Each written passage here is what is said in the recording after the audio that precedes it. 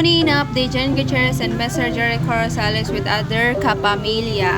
Jody Santa Maria and Pamilya Sagrado Castillas po, they are safely landed in Manila. Kanina pa sila dumating guys, of course. Mga ilang oras lang naman biyahe from Bacolod to Manila. So ito nga ang shinare ni Mr. Jason Bet sa airport ganap ng Ihonin. Ayan, si Janine and of course si Mr. Jericho Rosales ayun na unaan. Si Ms. Janine Gutierrez is nasa may huli. And another update for Lavender Fields family and Pamilya Sagrado backstage kaganapan nung lumakas yung ulan sa Bacolod City bago sila mag-perform. So ayan nga, ito nga binahagi ni Mr. Jericho Rosales ayun kaganapan nila sa backstage with Bila Padilla and other Pamilya Sagrado cast and of course Batang Quiapo family, Lavender Fields cast family and FS7 staff, of course, ang kanilang mga assistant, manager, andyan po.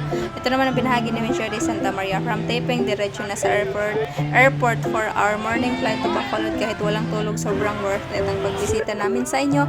Bacoleños, madamo gid nga salamat sa mainit nga pagbaton sa amo. We had so much fun celebrating the Mascara Festival with you until next time. So ayan, si Lele, si Nikki Valdez, magkatabi po sila. So ito nga yung mga pictures na binahagi ni Miss Jody Santa Maria. Dumiretso na nga daw sila kasi from taping to airport.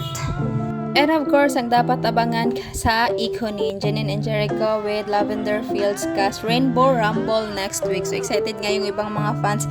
As expected nila is ngayong Sunday sila maglalaro, but next Sunday pa daw to. Ayan si Dahlia, ayan alam nyo na kung sino yung mga kasama nila. And of course si Tyrone, si Iris, si Dahlia and yung dalawa. And that's it guys, abangan na lang sila next week sa Rainbow Rumble Team Lavender Fields.